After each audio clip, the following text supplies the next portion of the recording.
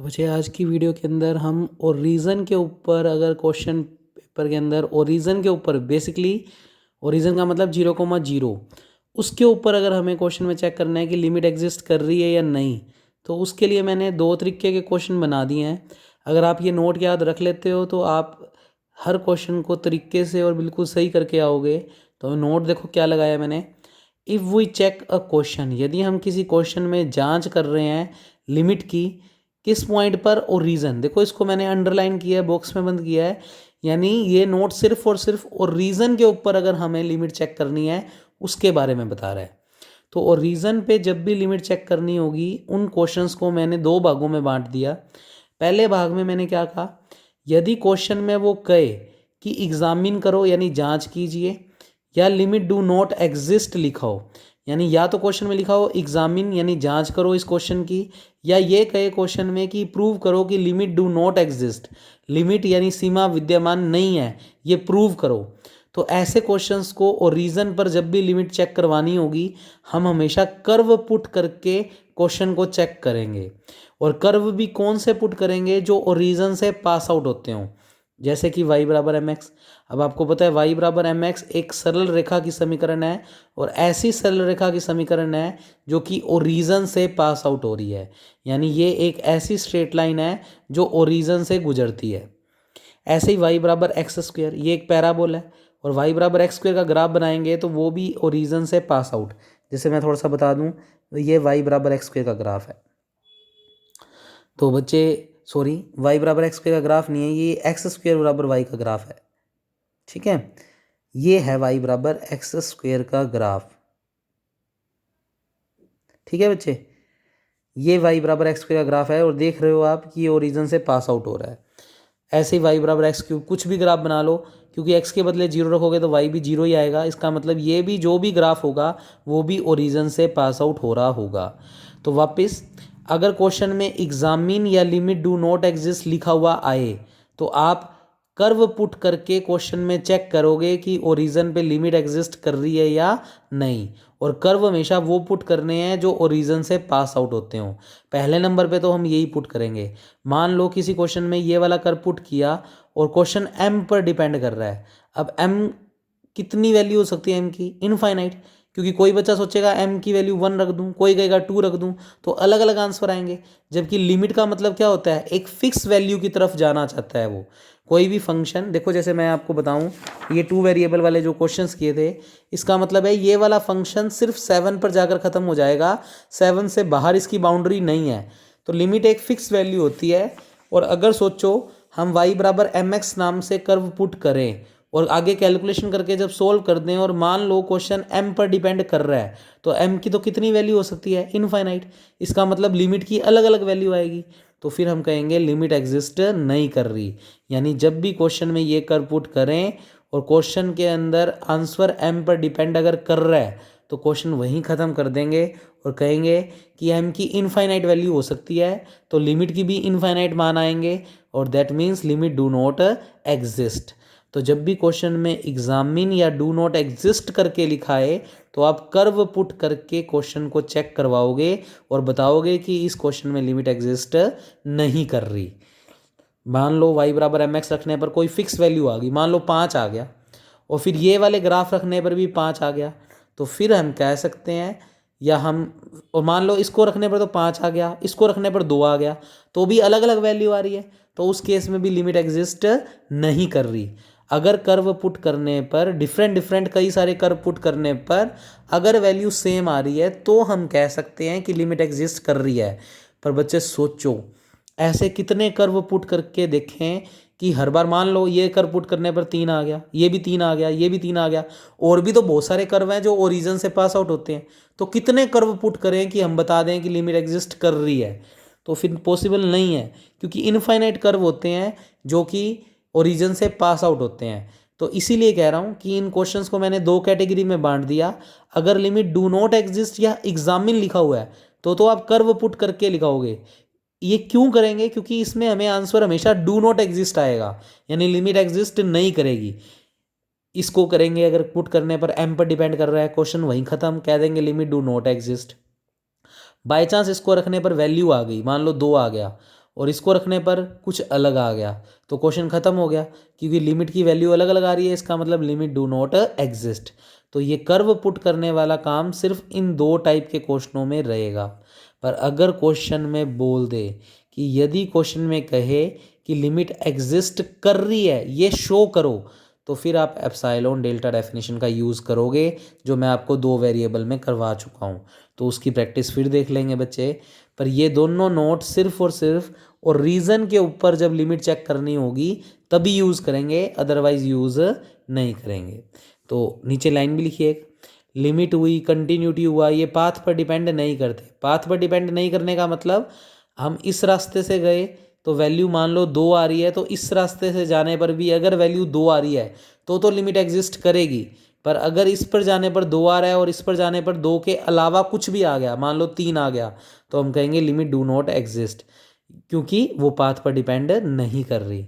देखो, इससे 2 आ गया, इससे 3 आ गया, फिर तो पाथ पर डिपेंड कर रही है, जबकि हम जानते हैं लिमिट कभी भी पाथ पर डिपेंड नहीं करती। तो ये बात हमेशा याद रखना, लिमिट कंटिन्यूटी ये कभी भी पाथ पर डिपेंड नहीं करती। यानी आप चाहे इस रास्ते से जाओ चाहे इस रास्ते से जाओ, अगर उस फंक्शन की लिमिट एग्जिस्ट कर रही है तो अलग अलग रास्तों से जाने पर वैल्यू सेम ही आएगी। अगर वैल्यू अलग अलग आ रही है तो इसका मतलब वो वैल्यू लिमिट एग्जिस्ट नहीं करवाएगा, क्योंकि फिर वो पाथ पर डिपेंड कर रही है, जबकि लिमिट पाथ पर डिपेंड नहीं करती। तो बच्चे बाकी क्वेश्चंस करेंगे तो और बात समझ आएगी। तो ये कंसेप्ट तब लगाएंगे जब एग्जामिन या डू नॉट एग्जिस्ट लिखा हो, और जब लिमिट एग्जिस्ट कर रही है ये प्रूव करना है तब एप्सिलॉन डेल्टा डेफिनेशन। पर ये बात सिर्फ और रीज़न पर जब लिमिट चेक कर रहे हैं उनके लिए है। तो बच्चे नेक्स्ट क्वेश्चन देखते हैं, सारे ओरिजन वाले क्वेश्चन है तो ध्यान से देखो आप लोग। एक fxy फंक्शन दिया हुआ है ऐसा कुछ, और जब x और y एग्जैक्ट 0 0 के बराबर है तो फंक्शन की वैल्यू 0 दी हुई है। तो कोई दिक्कत नहीं है, हमें x और y जब एग्जैक्ट 0 है तो फंक्शन 0 है, पर x और y जब 0 नहीं है तो फंक्शन की वैल्यू ये वाली यूज़ करनी है। तो मुझे एक छोटी सी बात था ना, क्वेश्चन में कह रहा है show that limit x y tendings to 0 0, ये 0 0 क्या है? ओरिजन। और जब भी ओरिजन पे बात कर रहेगा तो हमें वो वाला नोट याद रखना है जो अभी अभी हम पढ़ कर आए हैं। अच्छा, ये क्या चीज़ होती है बच्चे? फंक्शन। तो x और y दो वेरिएबल में है तो इसका नाम fx y हो गया। कहता है fx y और रीज़न की लिमिट पे बताओ कि डज नॉट एग्जिस्ट। बच्चे मैंने आपको क्लियरली लिखवाया है, एग्जामिन लिखा है, डज नॉट एग्जिस्ट लिखा है, तो क्वेश्चंस को सोल्व करने के लिए हमेशा कर्व पुट करेंगे। तो बच्चे इसका सॉल्यूशन लिखना शुरू कर रहे हैं।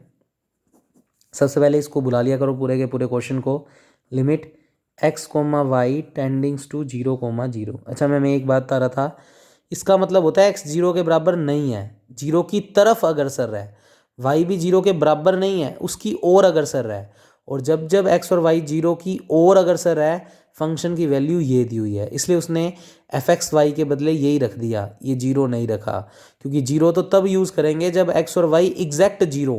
पर इस लाइन का मतलब होता है x 0 की तरफ है, 0 के बराबर नहीं है, तो फंक्शन ये वाला यूज़ होगा। तो पहले तो आपने इसको बुला लिया और fxy में इसको बुला लिया, x square y upon x की 4 प्लस वाई की स्क्वेयर। तो हिंट हमें इस लाइन से मिला, डज नॉट एग्जिस्ट लिखा हुआ है, दैट मीन्स इसके अंदर हम कर्व पुट करके चेक करेंगे कि लिमिट एग्जिस्ट नहीं कर रही। हमें मांगा भी यही गया है कि प्रूव करो कि लिमिट डू नॉट एग्जिस्ट। तो हमेशा पहला कर्व, तो केस फर्स्ट बनाओगे, पुट y बराबर mx। तो इस पूरे क्वेश्चन में y की जगह mx रख दो। अब सोचो, इधर y की जगह अगर mx रखोगे तो y को ख़त्म कर रहे हो, तो y की लिमिट का भी कोई मतलब नहीं है, तो लिमिट सिर्फ x की रह जाएगी, लिमिट x टेंडिंग्स टू 0। y को तो ख़त्म ही कर दिया क्योंकि y की जगह क्या पुट कर रहे हैं, mx। रख दो y की जगह mx, तो एक्स स्क्वेयर y की जगह रख दिया mx, x की 4 प्लस y की जगह रख दिया mx। थोड़ा सिंप्लीफाई करके देख लेते हैं क्या आ रहा है, लिमिट x टेंडिंग्स टू 0, अगर m पर डिपेंड करेगा तो क्वेश्चन यहीं ख़त्म हो जाएगा। X square into x, x cube, तो एम एक्स क्यूब, नीचे x की 4 और ये बनेगा एक्स स्क्वेयर, नीचे से लीस्ट डिग्री कॉमन ले लो, तो एक्स स्क्वेयर की पावर कम है तो एक्स स्क्वेयर कॉमन ले लिया, ये बचेगा एम स्क्वेयर, और एक्स स्क्वेयर कॉमन लिया तो ये बचेगा एक्स स्क्वेयर। एक्स स्क्वायर से एक्स क्यूब कैंसिल आउट, तो ये बनेगा limit x tendings to zero. M ऊपर बचेगा सिर्फ एक्स स्क्वायर और क्यूब कैंसिल आउट हो गए, नीचे बचेगा बच्चे M square plus x square. X को जीरो पुट कर दो। लिमिट अप्लाई तब करते हैं जब कोई भी इनडिटर्मिनेंट फॉर्म यानी अनिर्धारित रूप ना बने। फिलहाल नहीं बन रहा तो पुट कर दो। एक्स को जीरो इधर भी रख दो, जीरो इंटू कुछ भी जीरो, और नीचे एक्स को जीरो रखेंगे तो एम स्क्वायर बचेगा। जीरो अपॉन एम स्क्वायर कितना होता है, जीरो। तो कुल मिलाकर अच्छा यहाँ पर लिख देना where m not equal to zero. ये जब भी कर पुट करेंगे तो यहाँ पर एम को लेकर चले हैं कि वो जीरो के बराबर नहीं है, बाकी कुछ भी हो सकता है, पॉजिटिव और नेगेटिव में कुछ मर्जी हो सकता है। तो बच्चे आपने क्या देखा, इस क्वेश्चन में ये वाला कर्व पुट करने पर कोई फिक्स वैल्यू आ गई, वो कितनी आ गई, जीरो। तो अभी ये नहीं कह सकते कि लिमिट एग्जिस्ट करेगी, हम और कर्व रख के देखेंगे। अगर और कर्व रखने पर भी वैल्यू जीरो ही आ जाए, मतलब जो ये वाला कर्व रखने पर वैल्यू आई है, अगर दूसरे कर्व रखने पर भी यही वैल्यू आ जाए तो कहेंगे कि लिमिट एग्जिस्ट कर सकती है, पर तो भी श्योरली नहीं कहेंगे क्योंकि कर्व तो बहुत सारे हैं, सारे कर्वों पर तो हम चेक भी नहीं कर सकते। इसलिए जब लिमिट एग्जिस्ट वाला क्वेश्चन आएगा तो हम एप्सिलॉन डेल्टा डेफिनेशन लगाएंगे, और जब भी लिमिट डज नॉट एग्जिस्ट वाला क्वेश्चन आएगा तो हम कर्व पुट करेंगे, क्योंकि और कोई कर्व पुट करेंगे तो वैल्यू देखना डिफरेंट आएगी। देखते हैं कैसे। केस सेकंड, दूसरा कर्व क्या पुट करें, कोशिश करेंगे कि y के बदले ऐसी वैल्यू पुट करो कि ये वाली पावर और ये वाली पावर सेम हो जाए, यानी डिनोमिनेटर में जो भी चीज़ है वो दोनों सेम हो जाए। अगर ऐसा कर्व पुट कर पा रहे हो तो अच्छी बात है। तो देखो मैं y बराबर क्या रख रहा हूँ, एक्स स्क्वायर, तो ये रटने नहीं होते, थोड़ा सा दिमाग लगाना होता है। y बराबर एक्स स्क्वायर, आप इसको इक्वेशन नंबर 1 दे दो, इक्वेशन 1 में रख दो। इन इक्वेशन 1 रखो मेरे साथ, y के बदले रख रहे हो तो y की लिमिट तो ख़त्म हो जाएगी, तो लिमिट किसकी बचेगी, सिर्फ x की। एक्स स्क्वायर वाई की जगह बच्चे रख दो एक्स स्क्वायर अपॉन एक्स की 4। सोचो मन ही मन, y को एक्स स्क्वायर रख रहे हैं तो एक्स स्क्वायर की स्क्वायर x की पावर 4। थोड़ा सिंप्लीफाई कर दो, लिमिट x टेंडिंग्स टू जीरो, ये बना x की 4 अपॉन 2x की 4। x की 4 से x की 4 कट गया, लिमिट पुट करने की जरूरत ही नहीं पड़ी, ये सोल्व होकर 1/2 आ गया। तो अब आप क्या देख पा रहे हो कि y बराबर mx रखा तो आंसर आया 0, और कोई और अलग कर्व पुट किया तो वैल्यू आई 1/2। क्या ये दोनों बराबर हैं, क्या नहीं। इसका मतलब फंक्शन पाथ पर डिपेंड कर रहा है, जबकि हम जानते हैं फंक्शन कभी भी लिमिट पाथ पर डिपेंड नहीं करती, तो हम कहेंगे लिमिट डू नॉट एग्जिस्ट। तो आप सीधा लिखोगे हेयर फंक्शन जो fx, y है वो डिपेंड्स ऑन पाथ, वो रास्तों पर डिपेंड कर रहा है, क्योंकि इस रास्ते से वैल्यू अलग आ रही है और इस रास्ते से अलग। और अगर फंक्शन की लिमिट डिपेंड कर रही है पाथ पे तो फिर वो तो लिमिट एग्जिस्ट कभी भी करेगी नहीं, क्योंकि लिमिट के बारे में हम जानते हैं वो पाथ पर डिपेंड नहीं करती, यानी अलग अलग रास्तों से जाने पर वैल्यू सेम आनी चाहिए थी, पर यहाँ पर वैल्यू डिफरेंट आ रही है, तो सीधा लिख दोगे so limit do not exist.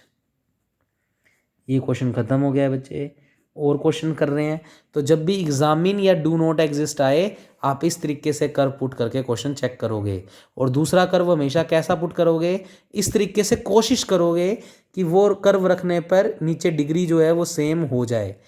किसी किसी क्वेश्चन में नहीं भी हो पाएगी तो उस केस में देखेंगे। तो इसमें 2-3 टाइप के क्वेश्चन है, वो दोनों तीनों ही करवा रहा हूँ। एप्सिलॉन डेल्टा डेफिनेशन इन क्वेश्चनों में तभी लगाओगे जब वो बोले कि लिमिट एग्जिस्ट कर रही है, तब हम एप्सिलॉन डेल्टा से करेंगे।